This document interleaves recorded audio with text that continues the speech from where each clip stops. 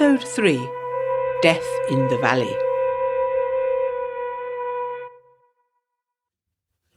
Kilphaun Hall, 8th of November 1925. My dearest Elizabeth, I have much to tell you. I have had a most disagreeable experience today, and together with the general strangeness of this house, it may be just as well that you have been delayed, even if I do miss you so. I am also having the most uncanny and vivid dreams.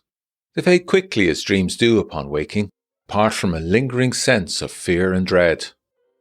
Your brother told me when I arrived that he was surprised that the hall had not been burnt to the ground, like so many of the big houses in these parts, and he hoped it pointed to a remaining fondness for the Sanderson family name, your father having been a regular visitor to these parts. From my experiences today, I fear he is misguided in this belief and needs to remain alert for any mischief. This morning, George and I, accompanied by several ground staff, went down to the market square in Kilphaun village to assist in the search for the missing boy.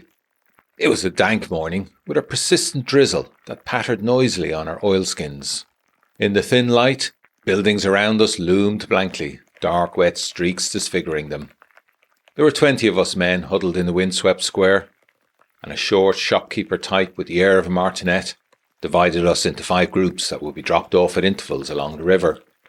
I marvelled at his assumed authority, though it wasn't long before I realised whence it likely came. I found myself in a group with our house steward, Mr. Murphy, and 2 young lads. Even exaggerated by the bulky coats we wore, I'd not appreciated before just how big a brute of a man Murphy was. By contrast, our 2 comrades, Micheál and Pádraig, were whip-thin with pinched features. While I was sorry to be in the same group as Murphy, I'd be lying if I said I wasn't relieved not to be in the group with the missing boy's father, unlike poor George. We were given a whistle to blow if we found anything, and then a lorry dropped us off at a stone marker out of town. We clambered down to the banks of the River Blackwater. I've long heard that the Blackwater Valley is a most scenic and beautiful place. Indeed, you attested as much in your letter. But to be honest, scrabbling in the bushes by the deep, fast-moving water, poking at the edges with my stick while trying not to fall in, hoping to find something, and dreading to find it, it wasn't the best way to take in the view. The wind funneled down the river valley, driving the rain before it. The southern slope gives way to fields, farms and estates, and ultimately to the sea. The northern side we were on is steeper and wooded, and gives way again to high fields and eventually to the remote slopes of the Knockmeal Down mountains. Along the northern slope are nestled many great houses, their southerly aspect allowing the gentry here to indulge their passion for gardening to the full. Kilphaun Hall is one of those houses, though it sits at a kink in the valley and faces west. No gardening today, though. Only madmen like us were out in this rain that somehow managed to trickle its way in, despite my oilskins. After an hour of poking at the water's edge and prodding bushes for their secrets, and indeed several near misses on the slippery bank, Murphy called a halt for a smoke break by a stand of trees. The other 2 deferred to him, and he'd assumed leadership of our little group. I didn't care. I was well aware I was a newcomer here. There was an intense silence for a while as we struggled to roll and light cigarettes, or in my case, my pipe. Every so often a gust of wind would shake heavy drops from the trees that would fall noisily on us and the leaves around. Murphy had pulled back the hood of his fisherman's jacket. His white hair was dishevelled and stuck out at angles as he drew sharply on a cigarette.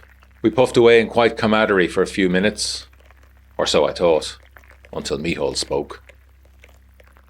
"Are ye married to his lordship's sister then, sir?" he asked. I was surprised at the question, but I thought to ingratiate myself with him, for George's sake. "Not yet," I said. "We are engaged." "Sure, good Irish man and a fancy man like yourself. I'd have thought there'd be Irish girls falling all over you." I looked sharply at him, surprised by the familiarity of his tone and the sneer underneath it. I didn't miss either the quick glance he gave to Murphy before he continued. "And where are ye from, sir, if I may be so bold as to ask?" I sighed. I wasn't sure what this was, but I didn't like it. I was suddenly conscious of being alone with these 3 men that clustered close under the dripping trees and the stout sticks we all carried. "Dublin," I said, not wanting to play this game or be more specific. "Ah, you're a Jackeen, so. Those traitorous feckers come down every so often to tell us what we can or can't do." Well, that made one thing clear. These men were on the losing anti-treaty side in the Civil War.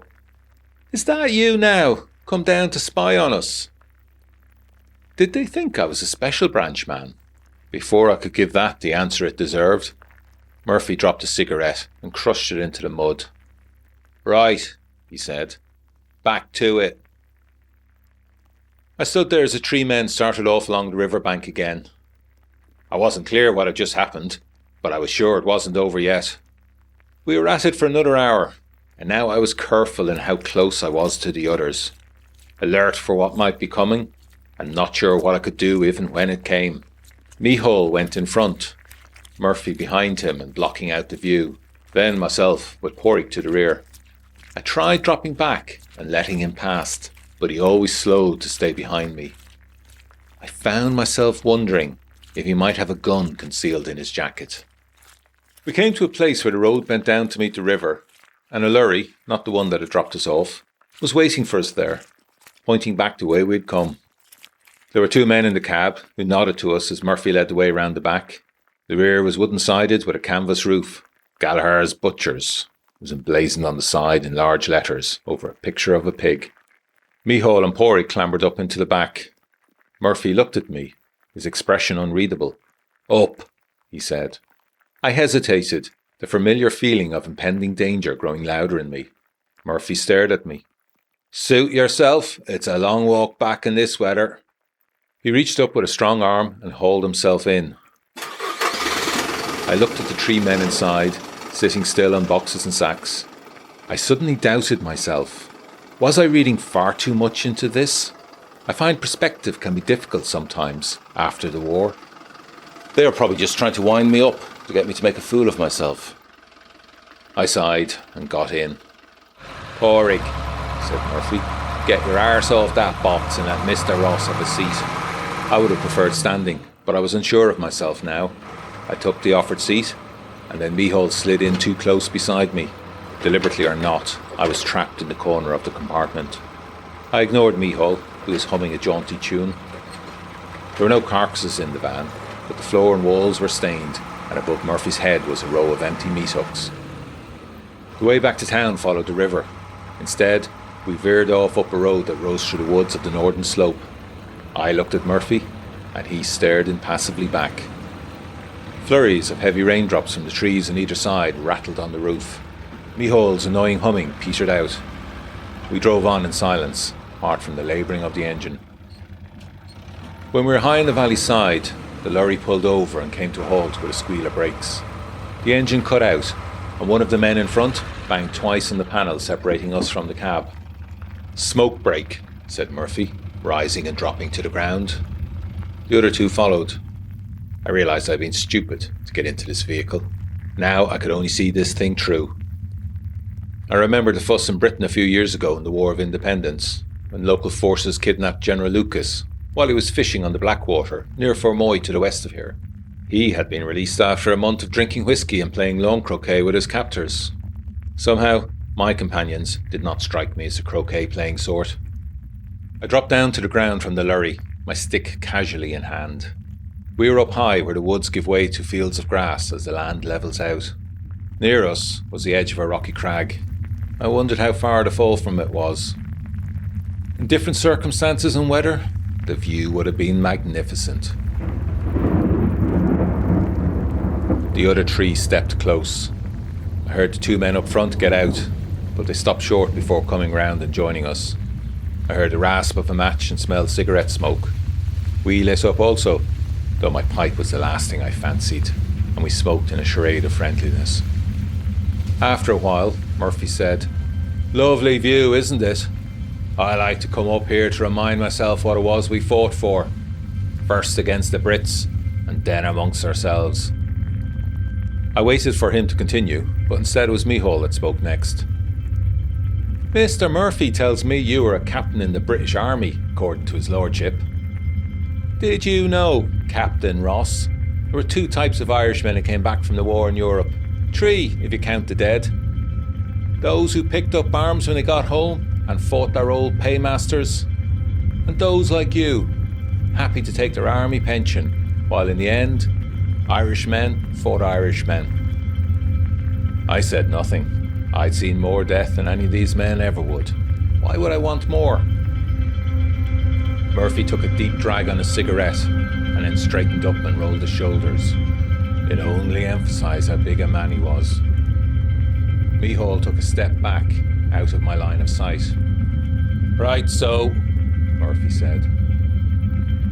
I gripped my stick hard and tensed. Then Silent Porrick spoke for the first time. "Listen, did you hear that?" A look of annoyance flashed over Murphy's face, but he stopped and listened. I could hear it too now. A faint but insistent whistle coming from down in the valley. "Well, well, well. It looks like they found something," Murphy said. He flicked his cigarette into the wet grass and looked at me with a cryptic half-smile. "We're done here, lads," said Murphy. Micheál made to say something, but Murphy cut him off with a glance. And that, Elizabeth, was that. Whatever had been about to happen, its moment had passed. We rode back down in silence to the Blackwater. One of the search teams had found the boy's threadbare jacket. There was a brown stain on the front of it that was not mud. I've probably got you worried now, so let me touch on lighter news. Your great Aunt Edith made a point of being seated across from me at dinner last night and grilled me the entire meal on my family, prospects, what I did in the war, where we two had met, and my intentions. She may be a tiny old woman with a glint in her eye and a cigarette permanently on the go, but she would make a great police inspector. I felt positively drained by her questions. The thought of lunching alone with her, as I fear is her intention, the better to isolate me and pry, is more frightening to me than waiting to go over the top ever was. It is a battle I will only lose and will be left a pitiful, eviscerated corpse. Expect some questions from her also via your mother. I found myself a little embarrassed when I asked Aunt Edith after the new tenants of the manse. I was then unable to supply a family name, only a first, and a man's at that. If her eyebrows could have climbed higher, they would have disappeared into her hair. You must in your next letter supply me with some particulars on this Roland chap. He sounds interesting, and I'm sure his wife will be a welcome additional conversationalist in your circle. George and I retired, or perhaps escaped, to the smoking room, and made ourselves comfortable in the overstuffed armchairs by the fire. It had been a cold day, and the house's heating is not up to keeping the chill out. We had whiskies, I had my pipe, and George those French cigarettes he affects. We sat in silence for a while, enjoying the drowsy heat of the fire. After ribbing me about the interrogation I'd just endured, it was George who actually brought up the subject of Lily King. Indeed, that may tell you everything you need to know on his thoughts on her. Charles King, the current Lord Clonlaw, and her uncle, has a sizable estate south on the other side of the Blackwater River. George tells me that Clonlaw House is a large edifice more suited to grander times. Lily arrived during the summer and is to stay for the hunting season and Christmas. George is clearly sweet on the girl, and he believes his affections are reciprocated. Well, I suggested they have her and her uncle over for lunch or dinner. At this point, George got hesitant, which is unlike him, but George has had some run-ins with Lord Clonlaw, and therefore was loath to invite him over. A most unpleasant character who seems to have taken against me before he ever met me, was his assessment. The man is also rumoured to be quite unwell. A long-standing illness, apparently. But he also lost both his sons in the war, and according to George's sources, became even stranger than before. As we talked, and George described him in more detail, I realised I had met this man already. Would you believe the unpleasant fellow I'd seen on the boat and who had come close to unseating me and injuring my horse is in fact her uncle, Lord Clonlaw? Well, this was an awkward turn-up for the books, as I had fully intended confronting and berating the man for his behaviour. Now, though, I did not want to injure George's chances with Lily. It had occurred to me that his good humour these days may be more to do with her attentions and not the restoration of Kilphaun Hall, as I originally thought. The upshot is neither George or Lily care to be dictated to by an angry old man, and Lily will be lunching at Kilphaun Hall later this week. It was rather obvious that George wanted her introduced to Aunt Edith, so that ordeal could be gotten out of the way. Anything that divides her forces is fine by me. I tried speaking to George of my concerns about Murphy, but he didn't listen, as he thinks highly of the man and the quality of his work. Admittedly, I have no proof of anything but my fears. I wonder, though, what is going on in this valley. As we stood there in the rain, examining the boy's jacket, I had looked up at the northern slope, and there against the skyline was Kilphaun Hall. I wish you were here, Elizabeth, to distract and warm me with your kind and sensible nature. Yours lovingly, John.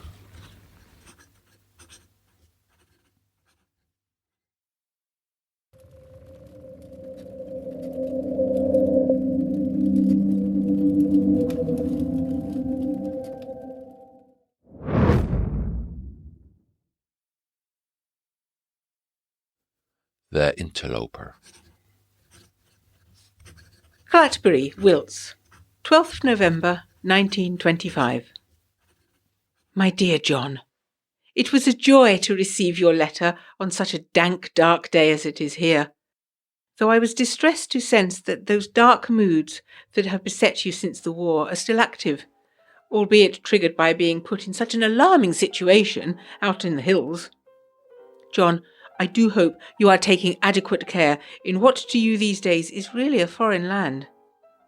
Those chaps from the butcher's that behaved threateningly toward you while you were engaged on a good deed sound thoroughly dishonourable individuals, and I would steer well clear if I were you.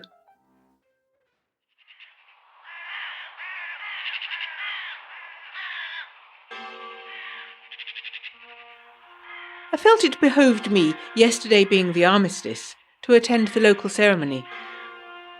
It was a very minor event in a village as small as ours, though Clatbury did lose a number of men in the conflict, farmhands mostly, and their loss is still keenly felt.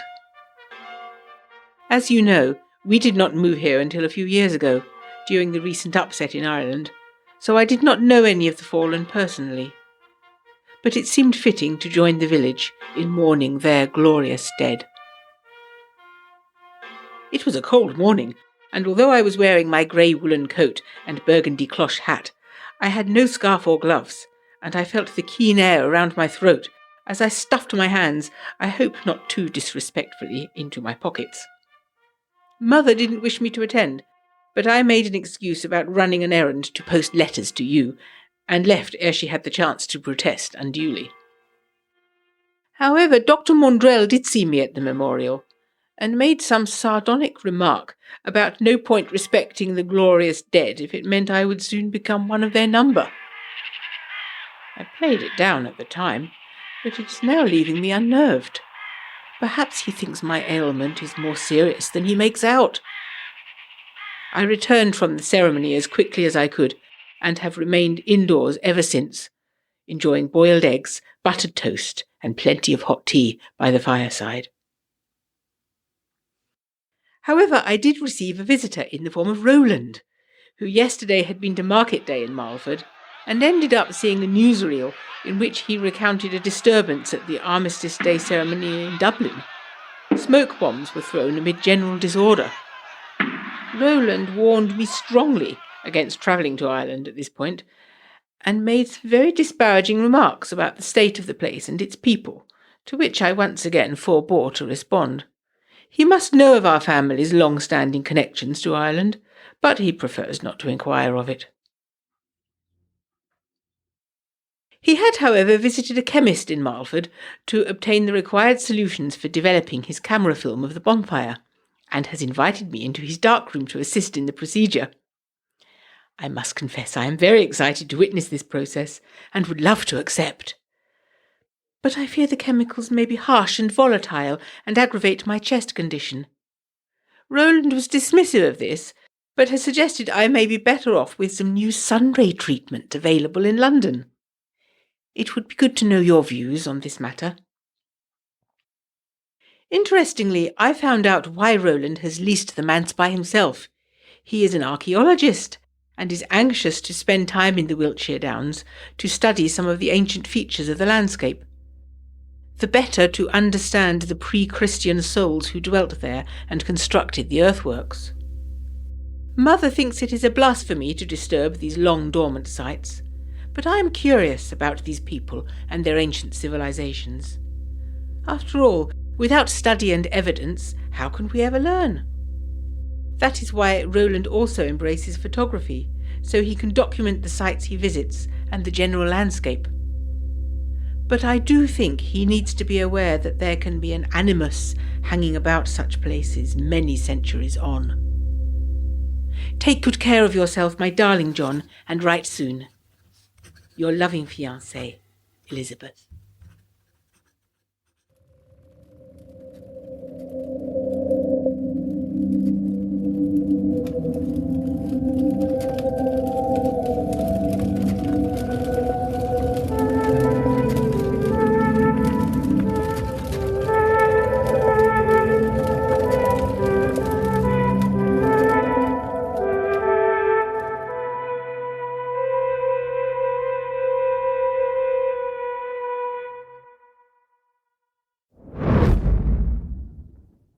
If you have enjoyed what you've just listened to, please subscribe, review, or share to help us flourish.